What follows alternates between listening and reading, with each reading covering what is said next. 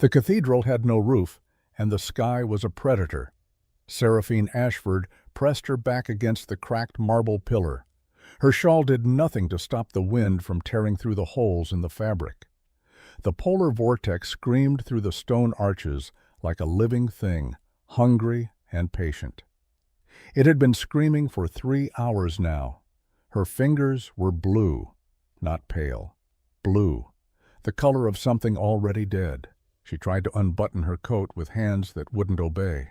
Baby Ilara was crying, but the sound was getting weaker. That was worse than the screaming. Seraphine knew what silence meant. She fumbled with the brass buttons, her knuckles cracking and bleeding as she forced them through the frozen buttonholes. Please, just a little longer. The iron gate slammed shut behind her. The sound echoed through the ruins like a gunshot. Seraphine's head snapped up, her breath coming in short, visible bursts that hung in the air like ghosts. Thaddeus Grimwood stood on the other side of the bars. His thick wolf fur coat made him look twice his size. He was smiling. The kind of smile that belonged on a man watching a dogfight. The kind of smile that said he was enjoying this. He pulled a heavy key from his pocket. The metal glinted in the moonlight as he turned it in the lock. The click was final. Absolute. The sound of a coffin closing. Seraphine scrambled to her feet, clutching Ilara to her chest. She ran to the gates. Her bare feet slipped on the ice-slicked stone.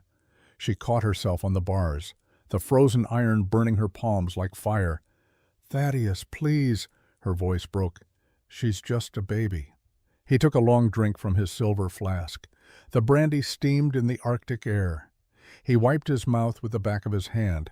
The heavy ring on his finger caught the light, the same ring he'd used to strike her face 3 days ago. The bruise was still fresh on her cheekbone, purple and yellow. "Nature is the only executioner I need, Seraphine." His breath came in arrogant puffs of white smoke. He tilted his head, studying her the way a man might study an insect pinned to a board. There was curiosity there, scientific interest in how long it would take. "Die quietly," he said, "so I don't have to pay for a grave." He laughed. The sound was swallowed by the wind as he turned and walked away. His boots crunched through the snow with the steady rhythm of a man who had all the time in the world, a man who was warm, a man who would sleep in a feather bed tonight while she froze. Seraphine screamed after him, but the vortex took her voice and shredded it into nothing. She shook the gates until her palms bled. The iron didn't move. It never moved. It had been built to keep things in, or keep things out. Either way, it did its job. Thaddeus disappeared into the tree line. The darkness swallowed him whole. The forest didn't care. The wind didn't care. The moon didn't care. Seraphine sank to her knees. The cold bit through her thin skirt like teeth. Ilara's crying had stopped. That was the worst sound of all, the silence. Seraphine pressed her ear to the baby's chest. She heard the faint, fluttering heartbeat. Still alive, still fighting. 6 months old and already a fighter, like her mother, like her grandmother before her. "Okay," Seraphine whispered. "Okay, we're okay." She wasn't okay. The temperature was 30 below zero and the wind was only getting stronger. The weather report had called it a polar vortex, a once-in-a-century storm, the kind that killed livestock and collapsed barns, the kind that turned exposed skin to frostbite in minutes. Seraphine crawled back to the pillar. Her legs were shaking so badly she couldn't stand. She pressed her spine against the stone and finally got the coat open. The air hit her skin like a slap, but she didn't stop. She pulled Ilara against her bare chest, skin to skin, and wrapped the coat around them both. The baby latched immediately. Seraphine felt the pull, the familiar tug that had kept Ilara alive for 6 months. But this time, it felt different, heavier, like the baby was drinking more than milk, like she was drinking warmth itself, pulling it from Seraphine's core and leaving nothing behind. Seraphine looked down and saw frost forming on her own eyelashes.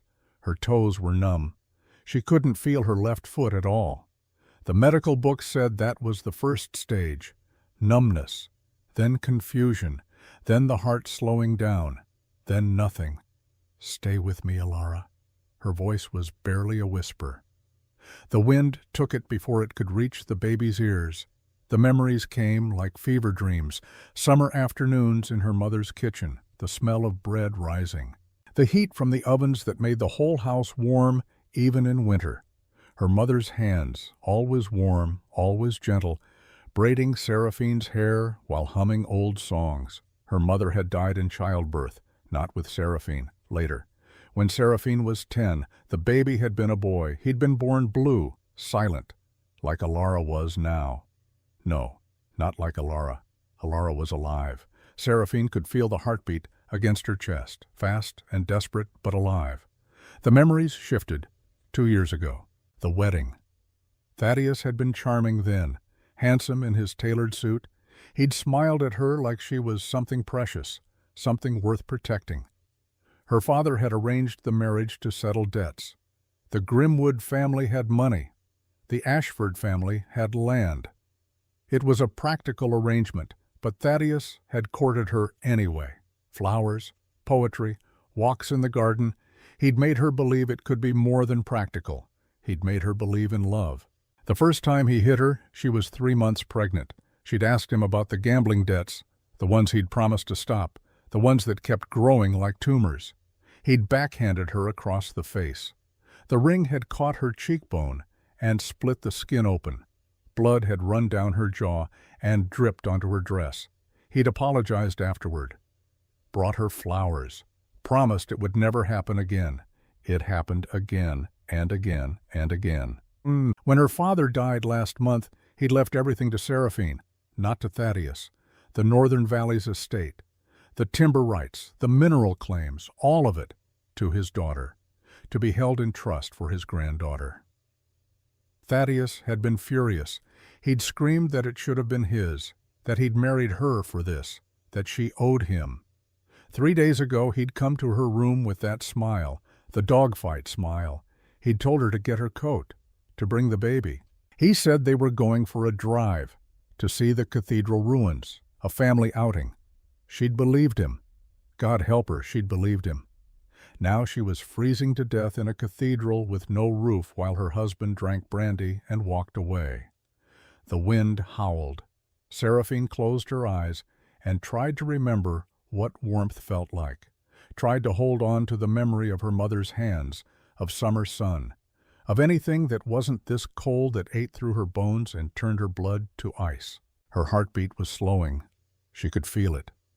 The rhythm becoming irregular, a drumbeat out of time. Alara kept drinking. Seraphine's head lolled to the side. She was so tired, the kind of tired that felt like falling, like sinking into deep water. She wondered if freezing to death was supposed to hurt this much. The book said you got numb, that you just fell asleep. But her lips were cracked and bleeding. Every breath was fire in her lungs. Every heartbeat was agony. The baby's cheeks were pink, alive. That was all that mattered.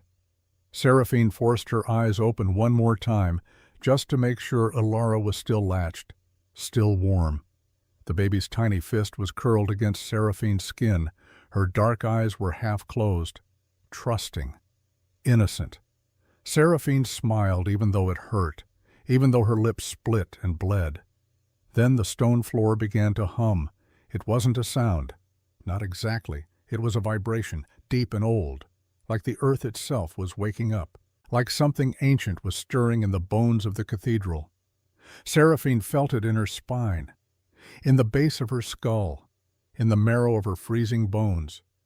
The wind didn't stop, but something in the air changed, the quality of it, the weight. The shadows between the gargoyles above stretched down like fingers, reaching for the ground, reaching for her. Seraphine's breath caught. The darkness wasn't empty anymore. It was full, heavy, alive. She watched as the shadows pooled near the high altar, gathering into a shape that was too tall, too still to be human. The temperature dropped another 10 degrees. But this cold was different, controlled, deliberate, like the difference between a blizzard and a scalpel. A man stepped out from behind the altar. Number, not a man. something wearing the shape of one. He was tall, at least 6'4". His frame was wrapped in a cloak that seemed to be made of trapped smoke and starlight. The fabric didn't move with the wind. It moved against it.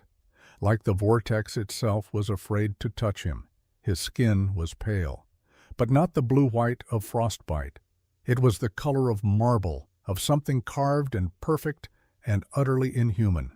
His eyes glowed, not with fire, with something colder, like dying stars, like the last light before the universe ends.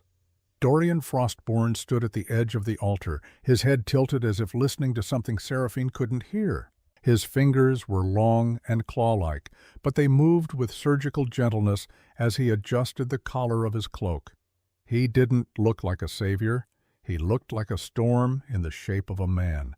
Seraphine tried to move, but her body wouldn't obey. She was too cold, too far gone. She could only watch as he descended the steps, each footfall silent despite the ice.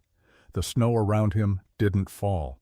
It hovered in mid-air, waiting for permission. He stopped 3 feet away. Seraphine looked up. She expected a predator, expected teeth and hunger and the final darkness, expected to die with her daughter in her arms while some monster fed. But the wind stopped, just stopped. The air around her suddenly felt like a summer afternoon, warm and thick and impossible. She gasped, her lungs filled with heat instead of ice. Actual heat, like standing next to an oven, like her mother's kitchen on baking day. Elara stirred against her chest. The baby made a small sound, not crying, just breathing, just alive. Dorian crouched down. His cloak pooled around him like liquid shadow. Up close, Seraphine could see that his eyes weren't glowing. They were burning. A slow, controlled fire that never consumed, that never went out. He studied her face. Then the baby. His expression was unreadable, ancient, like looking at a statue that had stood for 1,000 years and would stand for 1,000 more. A heartbeat this loud is a sin in a house of the dead. His voice was low. Each word deliberate, measured, like he was weighing them before he spoke. Why do you give your life to a creature that cannot even say your name? Seraphine's throat was too dry to answer. She tried to speak, but only a rasp came out. Her tongue was frozen, her lips cracked and bleeding. Dorian's gaze dropped to her mouth, then to the baby nursing at her chest. Something flickered across his face, not pity, something older than pity, something that looked almost like recognition. He reached out. Seraphine flinched, but his hand didn't touch her. It hovered above Elara's head. The air around the baby shimmered with warmth. The frost on Seraphine's skin began to melt, turning to steam. She felt sensation returning to her toes, to her fingers. The pain was excruciating, but it meant she was alive. It meant blood was flowing again. "She's my daughter." The words came out broken, barely audible. That's why. Dorian's eyes flared brighter. He stood in one fluid motion. His cloak swept out like wings, the warmth intensified, wrapping around Seraphine and Elara like a living thing, like arms holding them, protecting them. Seraphine realized with a start that the heat wasn't coming from the air.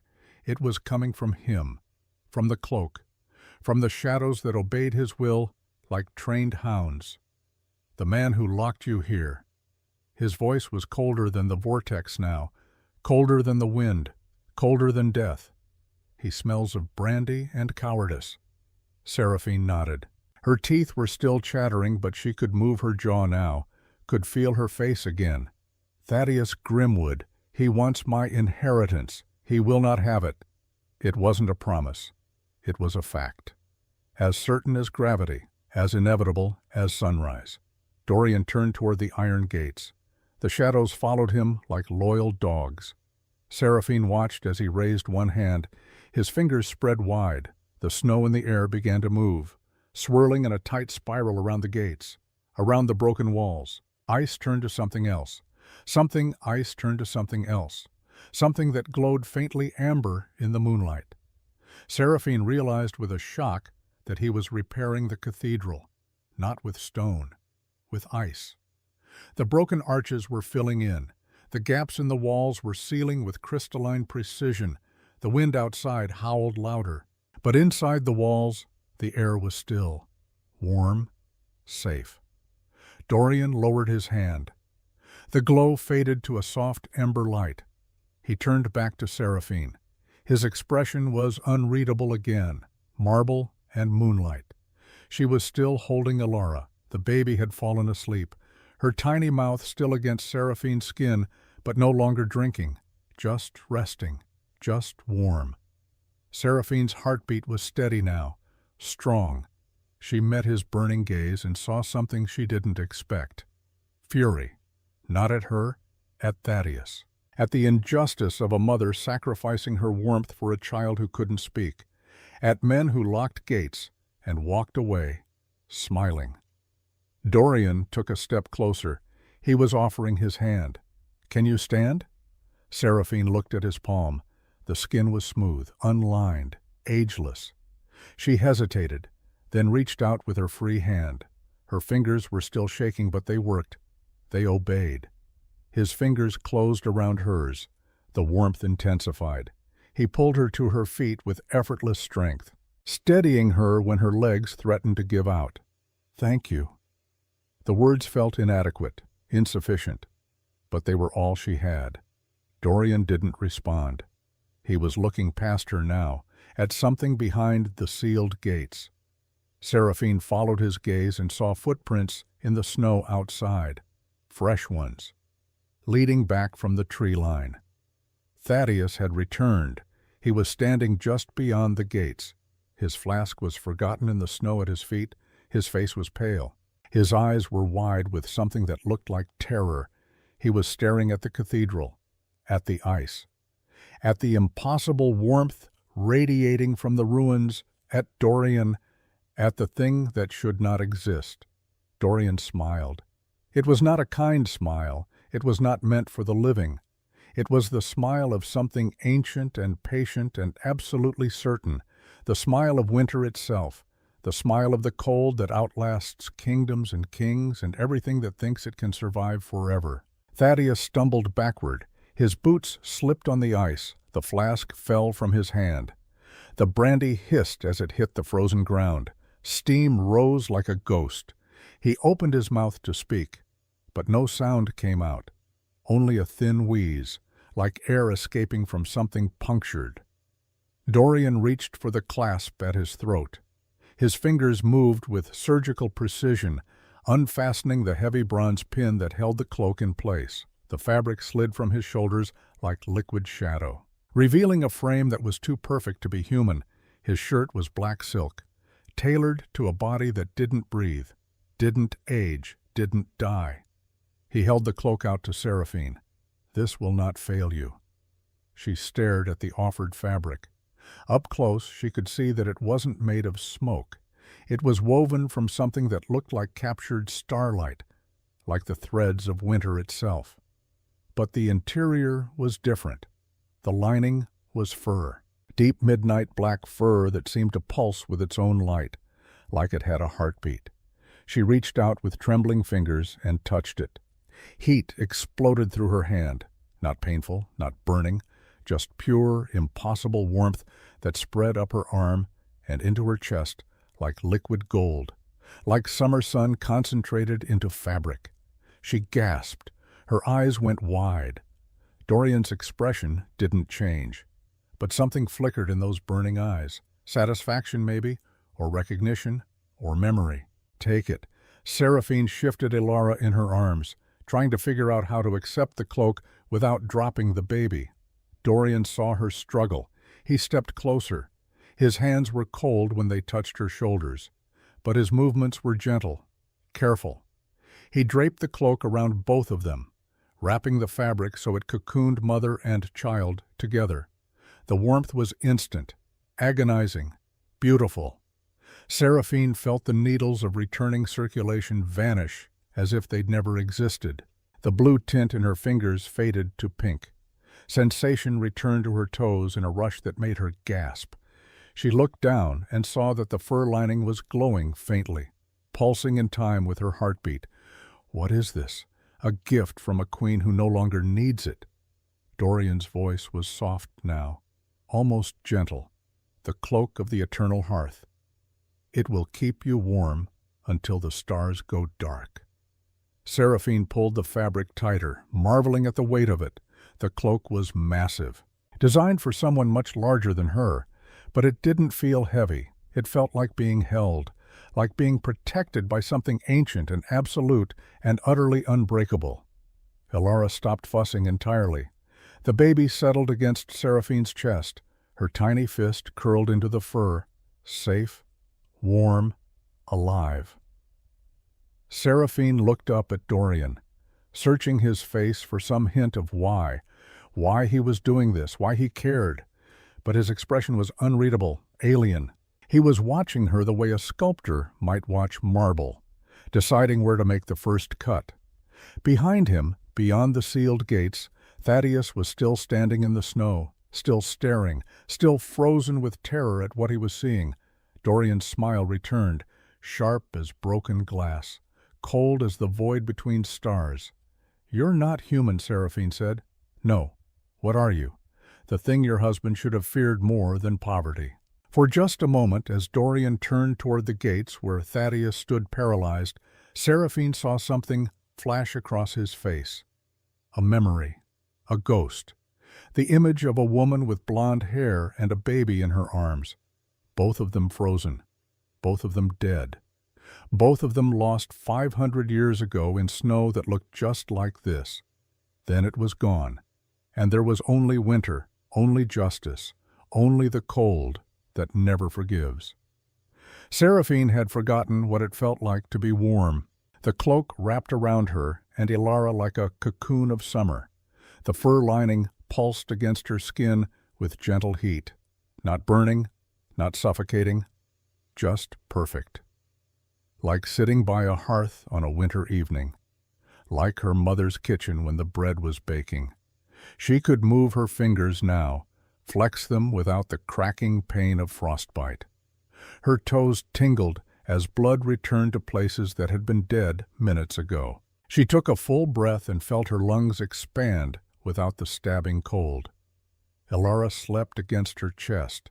The baby's breathing was steady, deep, safe.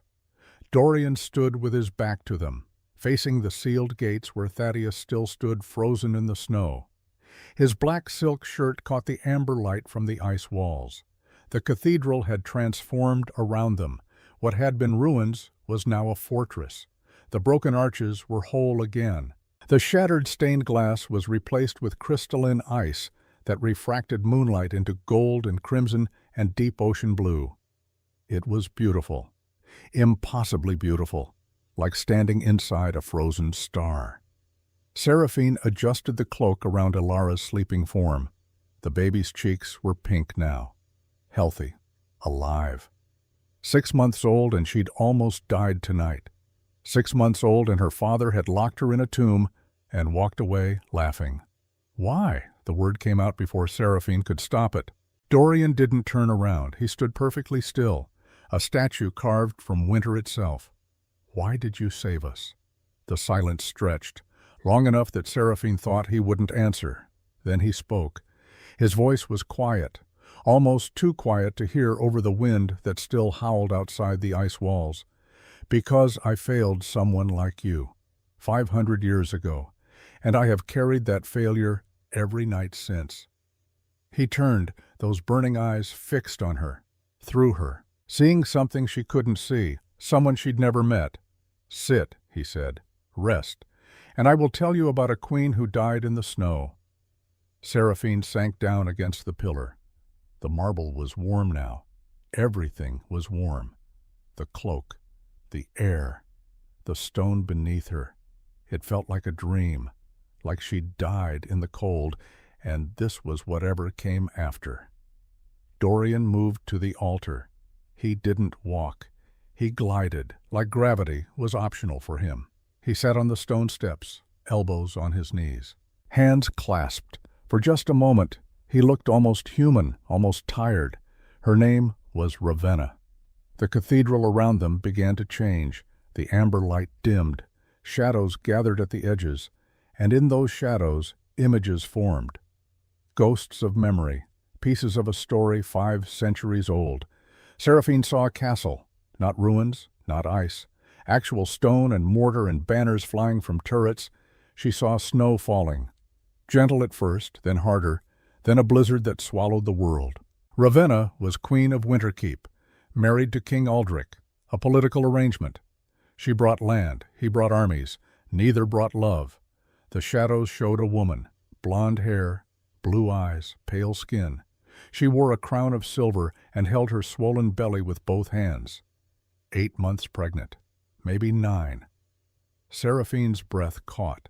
The woman looked like her, not identical, but close enough. Same coloring, same age, same desperate hope in her eyes. Aldrich gambled, Dorian continued. Cards, dice, fights. He lost more than he won. The debts grew. In one drunken night, he bet the kingdom itself, and lost. The shadows showed a man throwing down cards with shaking hands, nobles leaning back with satisfied smiles. The lords gave him a choice. Pay or surrender the throne. He had no gold, so he did what cowards do. He found someone else to blame. The shadows showed Aldrich screaming at Ravenna, grabbing her by the arm, dragging her through corridors while she begged. He took her to ruins outside the castle, an old burned cathedral, no roof, no doors, just broken walls and ice and wind. He locked her inside, 9 months pregnant, in the middle of a winter storm. Dorian's hands clenched. I was her guard, new to this curse, only 50 years turned. I loved her from a distance, the way guards love queens, hopeless, silent, eternal. The shadows showed a younger Dorian, less marble, more human, standing in armor behind Ravenna's chair, watching her with eyes that said everything. When I heard what Aldrich had done, I ran, as fast as I could, but I was too late. The shadows showed Dorian running, not gliding, just desperate. He burst through the forest, reached the cathedral, tore the gates open with bare hands, and found her dead, both of them, mother and child, frozen in each other's arms. The shadows showed Ravenna against a pillar, eyes closed, peaceful, the baby blue-lipped in her embrace. I knelt in the snow beside her, and I screamed until the walls shook. I was a vampire, powerful, immortal, and I couldn't save one woman, one child. He looked at Seraphine, really looked at her, so I took her cloak, and I wove magic into it. Her last breath, the winter's cold, my own curse, all of it together. Warmth that would never fail, protection that would never break. The shadows showed him working, kneeling in the cathedral, hands moving over fabric, ice forming, magic flowing. It took me a year to complete. The cloak of the eternal hearth. I've carried it for 500 years, waiting for someone worthy. He stood, walked toward Seraphine, knelt so they were eye level. You're not her, but you remind me of why I keep trying, because sometimes we get a second chance. A sound cut through the silence. Boots, on snow, getting closer. Dorian's head snapped toward the gates. His eyes flared red. The temperature dropped 5 degrees. He's come back, your husband. And he's brought friends. Seraphine scrambled to her feet. Through the translucent ice walls, she could see shapes moving. 3 of them. Thaddeus in his wolf fur coat, and 2 larger men carrying torches and crowbars. Outside the cathedral, Thaddeus pulled a folded parchment from his coat. The inheritance deed, signed by Seraphine's father, naming her sole heir to northern valleys, but only if she survives to claim it. He turned to the henchmen. Once we're inside, find the bodies. I need confirmation they're dead, frozen solid, no questions from the magistrate. And if they're not dead, one asked, then we finish what the cold started. Thaddeus's jaw tightened. That estate is worth 50,000 pounds. I'm not losing it because my wife was too stubborn to freeze. He gripped the crowbar. And grab anything valuable. Jewelry. That cloak, if it's intact, we can sell it in the southern markets. No one will ask where it came from." The henchman nodded. "As you say, sir." Thaddeus approached the glowing ice wall. Through the translucent barrier, he saw movement, a figure, standing. Impossible. His blood ran cold. "She should be dead." "Someone's in there," the second henchman whispered. Thaddeus's hand tightened on the crowbar. "I don't care who it is. That's my property. Break it open." Inside, Seraphine heard every word. The cloak had heightened her senses. She could hear Thaddeus's voice, his greed, his cold calculation. "He came back to loot my corpse," she whispered. Dorian's smile was sharp. "Let him come. Men who abandon mothers to winter learn what real cold means." "Take the child," Dorian said. "There's a room behind the altar. Go there, now. What about you?" "I will handle this." Seraphine looked down at Alara. Still sleeping, still warm, still innocent. She couldn't let the baby see what was coming. She ran. The cloak billowed behind her like wings. She found the door, small, almost invisible. She pushed through into darkness and pressed her back against the wall. The door shut. Thick wood. Old. Strong. She could still hear them, muffled, distant. But there, the ice barrier shattered. Not all at once, just a section, large enough for a man to step through, then another. Then all three of them were inside the cathedral. "You," Thaddeus's voice cut through the air, "you're supposed to be dead." Silence. Then Dorian's voice, cold as the void between stars. "Many things are supposed to be. Few things are. Who are you? What is this place?" "I am the cold that outlasts kingdoms, the winter that buries empires. And this place is a sanctuary which you have violated." The torchbearer spoke, his voice shaking. "Boss, maybe we should go. This don't feel right." "We're not leaving," Thaddeus snapped. "That cloak, that glowing cloak she's wearing, it's worth a fortune. We take it and go. The cloak is not yours to take." "I don't care what you think you are, old man. That's my wife, my daughter, my inheritance. All of it, mine. Your wife froze while you drank. Your daughter nearly died while you smiled. The inheritance is not yours. It never was. It never will be." Footsteps, heavy boots on ice. The henchmen were spreading out. "Thaddeus," one of them said. "His eyes. Look at his eyes. That ain't natural. I said we're not leaving." The torch went out, not flickered, not dimmed, extinguished. Like someone had reached out and crushed the flame between invisible fingers. The torchbearer yelled, dropped the stick. It hit the ground with a clatter. The wood was already covered in frost. In seconds, it was white, frozen solid. The temperature plummeted. Seraphine felt it even through the door, through the cloak. The warmth faltered. Just for a moment. Just enough to make her breath visible. Alara whimpered. Seraphine pulled the cloak tighter, rocked the baby gently, outside. In the cathedral. Men were screaming, not Dorian. He didn't raise his voice at all. The temperature dropped. Frost spread across the henchmen's boots, freezing them to the floor. "We can't move," one screamed. "Our feet!" Dorian's eyes burned brighter. The air shimmered with cold. "You brought fire to a sanctuary, iron to a place of peace, violence to where mothers seek safety." His hand rose. The frost climbed their legs, knees, thighs. "Please, we're just hired. We didn't know." Dorian tilted his head. "Now you do." He gestured. The frost shattered. The two men scrambled away on hands and knees, their boots left behind, frozen to the floor. They ran barefoot into the snow, screaming, disappearing into the trees. Only Thaddeus remained. Dorian took a step forward. Ice spread from his footprint in spiraling patterns across the floor. "Please," Thaddeus gasped. His voice had changed. The bravado was gone. Only fear now. "Please. I didn't know. I didn't know there was magic. I just needed the money. The debts. They were going to kill me. So you killed your wife instead. Tried to. Left her and your infant daughter to freeze while you drank brandy and walked away, smiling. I was desperate. You don't understand. I understand perfectly." Dorian's voice dropped to a whisper, but it carried like thunder. I am older than your bloodline, Thaddeus Grimwood, older than your kingdom, older than the mountains themselves. He took another step. The air around him shimmered with frost. The cold obeys me because it knows I am colder.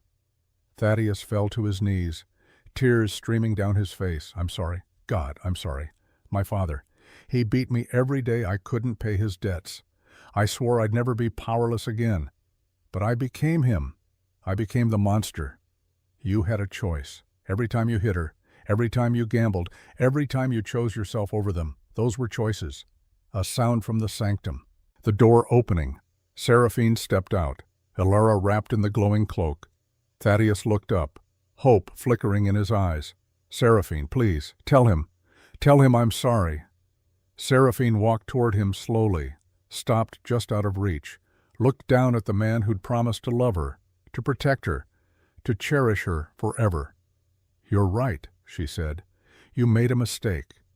She turned to Dorian, those burning eyes watching, waiting, giving her the choice. Can you freeze him without killing him? Dorian tilted his head. Yes. His heart would beat once per hour. His lungs would fill once per day. He would be aware, conscious, trapped forever. Seraphine looked back at Thaddeus, at the terror in his eyes. Do it! The word hung in the air like a death sentence. Do it! Thaddeus's eyes went wide. His mouth opened. A sound came out that wasn't quite a scream. Not yet. Just the beginning of one. Wait, his voice cracked. Please, Seraphine. I'm your husband, the father of your child. You can't... I'm not your wife anymore, and you stopped being a father the moment you locked that gate. But I was desperate. The debts. My father beat me. I understand that you were hurt. I understand that you were broken. But you had a choice. Every time you hit me, every time you gambled away our money, every time you chose yourself over us. Those were choices. And tonight, when you locked us in here to die, that was a choice too. She adjusted Elara in her arms. The baby was stirring now, waking up, those dark eyes blinking open. You wanted me to feel cold forever. You wanted me to die slowly. Knowing my daughter was dying with me, that was your choice. So this is mine. She turned to Dorian. Freeze him. Let him know what he tried to give us. Forever. Dorian raised one hand. His fingers spread wide. The shadows gathered. The temperature dropped, not everywhere, just around Thaddeus. A sphere of cold so absolute it made the blizzard outside feel like spring rain. No. Thaddeus tried to pull his hands free, but they were locked to the ice. No, please, God, please. I'm sorry. I'll change. I'll be better. The ice spread from his hands, up his wrists, his forearms, creeping across his skin like frost on a window, white at first, then blue, then translucent. Thaddeus screamed. The sound echoed through the cathedral, bouncing off the ice walls, multiplying. Seraphine didn't look away. She made herself watch, made herself see what justice looked like. Elara buried her face against her mother's chest, too young to understand. The ice reached Thaddeus's shoulders, his neck. He was still screaming, still begging. Then the ice touched his jaw, his mouth, his lips. The screaming stopped, not because he'd stopped trying. Seraphine could see his throat working, but no sound came out. The ice had sealed his voice. His eyes were the last to go, wide, terrified, aware, staring at her with pure horror. Then the ice covered them, a thin film. He could still see, but he couldn't blink, couldn't look away. The ice continued down, into the floor. Thaddeus sank, not falling, just descending as the ice transformed the stone beneath him. The cathedral floor became transparent, clear as glass, and Thaddeus was sinking into it like a man drowning in a frozen lake. Dorian lowered his hand. The sphere of cold dissipated. The temperature returned to warmth. Seraphine stepped forward, looked down through the ice floor. Thaddeus was suspended 3 feet below the surface, perfectly preserved, his arms spread wide, his mouth open in that silent scream, his eyes staring up at her. Can he? He feels everything, Dorian said. The cold, the pressure, the passing of time. His heart beats once every hour. His lungs fill once every day. He is alive, aware, and he will remain so until the stars burn out. How long is that? Forever. Seraphine knelt, pressed her palm flat against the ice above Thaddeus's face. The surface was warm, like sun-baked stone. You wanted the inheritance. Now you are the foundation. Every step I take presses down on you. Every breath Elara takes reminds you of the warmth you tried to steal. You will hold up our world until there is no world left to hold. Thaddeus's eyes moved, just barely, showing he understood, showing he was still in there, still aware, still suffering. Seraphine stood. She felt relief, hollow but real. He couldn't hurt them anymore. The cycle was broken. She looked at Dorian. What happens now? Now you rest. The storm will pass by morning. And then you walk out of here as something more than you were when you walked in. Seraphine felt exhaustion hit her, the adrenaline draining away. She sank down against the pillar. The cloak wrapped around her and Elara like protective arms. She closed her eyes, just for a moment. Through the ice walls she could see blue. Through the ice walls she could see blue sky, white snow sparkling like diamonds. The world looked clean, new. You're awake. She turned. Dorian was by the altar. He looked the same, ageless, perfect, terrifying. The storm passed. It did. She looked around. The ice walls were solid now. The amber light had softened to gold and honey. The cathedral was a fortress, a sanctuary. Dorian crossed to her, extended his hand. She took it, let him pull her to her feet. Come, there's something you need to see. He led her to a window high in the wall, framed by ice that refracted sunlight into rainbows. Seraphine looked out and gasped. The city below was covered in pristine snow. Beautiful. And in the distance, she could see the Northern Valley's estate, the towers rising above the tree line. It's yours again, Dorian said. What? The ledgers have been rewritten, the deeds transferred, the debts erased. You are the Duchess of the Northern Valleys, as you always should have been. How? I am old, Seraphine, 500 years old. The old have influence in places the young cannot reach. She looked down at her hands, clean now, healed, strong. Why? Why did you do all this? Dorian was silent, then spoke softly. Because 500 years ago, I watched a queen die in the snow while her court drank wine and pretended not to hear. I watched her freeze with her unborn child, and I was too late. He looked at her, the weight of centuries in his eyes. I will not watch it happen again. I will not be too late again. I will not fail again. Seraphine felt tears fall. For Ravenna, for the child who died 500 years ago, for all the mothers who'd frozen. Thank you. But Dorian didn't turn away immediately. He knelt in front of Elara. The baby was awake, staring at him with curious eyes. Dorian reached out, touched her cheek with one finger, gentle against her soft skin. Be stronger than your mother, he whispered. Be fiercer than your father. Be kinder than either. Elara giggled, grabbed his finger with both tiny hands. For just a moment Dorian's face softened. Something almost human, something like hope. He stood, looked at Seraphine. You saved yourself, you know. I merely gave you the tools. Then he walked into shadows. But before he vanished, he turned back. I will watch over you, both of you, always. And then he was gone. Seraphine looked down at Elara. The baby yawned, stretched. Come on, little one, let's go home. She walked toward the entrance. The barrier melted as she approached. The gate swung open. She paused at the threshold, looked back one more time, searching shadows for Dorian. But he was gone. She stepped out into snow. The path down was clear, stone steps leading toward the city, toward the estate, toward her life. Halfway down, she paused. The path was no longer stone. It was ice, clear ice, stretching from cathedral to city. And beneath it, frozen in stillness, was Thaddeus's face. his eyes open, staring up with absolute terror. Seraphine looked down at him, at the man who tried to kill her and her daughter. She stepped forward. Her foot pressed down on the ice above his face. The surface warmed beneath her soul, supporting her, just as Dorian promised, just as Thaddeus would do for eternity. She kept walking. Behind her, the cathedral stood silent, a fortress of ice and justice. The city gates opened. Guards stepped aside, eyes widening at the cloak. "Your Grace," one said, bowing. "We thought you were dead?" "I was. Almost. But not quite."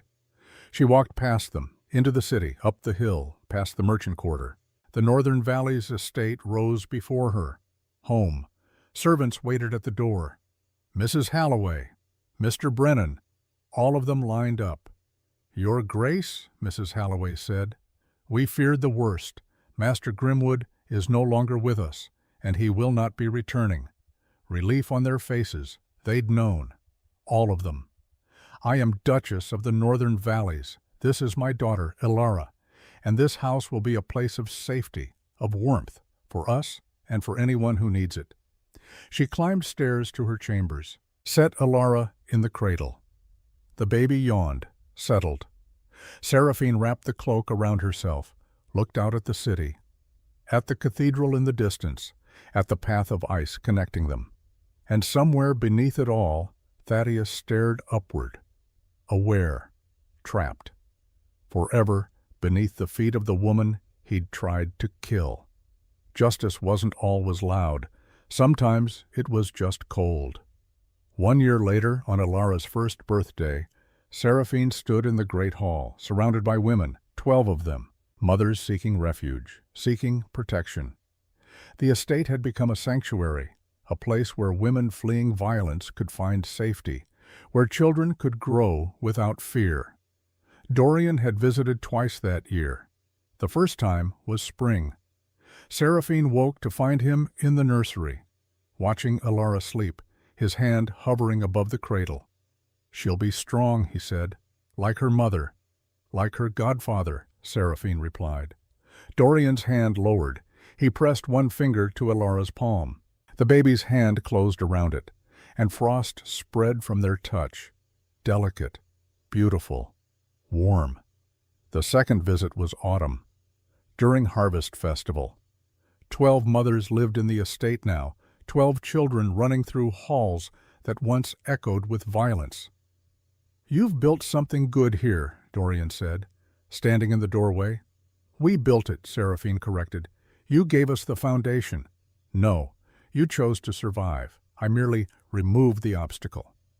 "Then, thank you for removing obstacles." Dorian's smile was small, rare. He does feel every step, every footfall, every breath of warmth above him. Good. And then he faded, like smoke, leaving only the faint scent of snow. Now, on Ilara's first birthday, the baby took her first steps on marble floor, with 12 mothers watching, 12 women who'd survived, who'd chosen life. Ilara wobbled, fell, got up, tried again. And with each step somewhere below, Thaddeus felt the pressure, felt the weight, felt life continuing without him. 3 months later, Seraphine was putting Ilara to bed, 18 months old now, walking, babbling, starting words. "Mama," Ilara said, reaching for the cloak on the wall, warm. "Yes, sweetheart. It keeps us safe." She wrapped Ilara in a blanket, laid her in the cradle. The baby yawned. Her tiny hand reached out, touched the wooden frame. Frost spread from her fingertips. Not cold frost, warm frost, glowing amber in candlelight, spiraling across wood in patterns like flowers, like roses made of ice and starlight. Seraphine's breath caught. Ilara looked up. Her eyes were burning, gold and amber and ancient fire. Just like Dorian's. Then she blinked, and they were dark again. Normal, just a child's eyes. But the frost remained. Beautiful, impossible, proof. The gift had passed to her daughter. Seraphine sat heavily, hand trembling as she touched the ice patterns. They were warm, like the cloak, like Dorian's magic. She looked out the window, at the cathedral silhouette, at shadows moving between trees. A knock on the door. "Your Grace?" Mrs. Halloway's voice. "Is everything all right?" Seraphine covered the frost with her hand. It melted instantly. "Everything's fine. Just putting Ilara to bed." She looked down at her sleeping daughter, at the tiny fist curled against blanket, at the future Duchess who would grow up with ice in her veins and fire in her eyes, just like her godfather. Outside, beneath the window, Dorian Frostborn watched. A smile touched his features. Not the cold smile for enemies, something warmer, something like hope. The cycle wasn't broken. It was transformed. He faded into night, leaving footprints in snow, footprints that filled with ice flowers as he walked. Somewhere beneath the frozen path, Thaddeus's eyes tracked movement above, felt Dorian's steps, and understood the punishment would last far longer than his lifetime. The child would inherit her mother's strength and her godfather's cold, and she would walk over him forever. Inside the nursery, Seraphine whispered to sleeping Ilara, "He'll teach you, when you're ready, when the cold calls to you. He'll come." She pulled the cloak tighter around herself, felt its warmth, its protection, its promise.